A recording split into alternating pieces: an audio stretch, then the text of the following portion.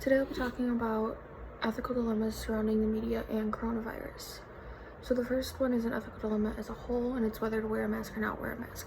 While reading an article from the Mayo Clinic, they talk about the type of masks that are available, like N95 cloth masks and surgical masks were the top three that they were talking about, and how they reduce the spread of COVID-19 and how protective they are depending on which one you decide to wear. The second one is about misinformation and accuracy, and on this article from Harvard, written by Christina Pazanese, I think is how you say your name, she talks about how the media blows proportions of this pandemic out of proportion, and it's mostly what seems like to be the false stuff, the misinformation, and it's always not true or ethical.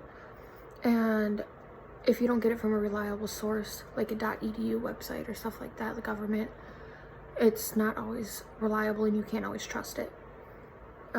She quotes the United Nations Secretary General Antonio Guterres and says that it's the pandemic of misinformation.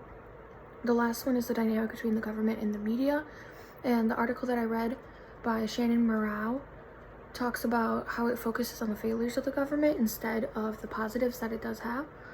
And they do this because they're focusing on the negatives so that the government can hopefully learn from their mistakes in the future if there were to be another pandemic of some sort.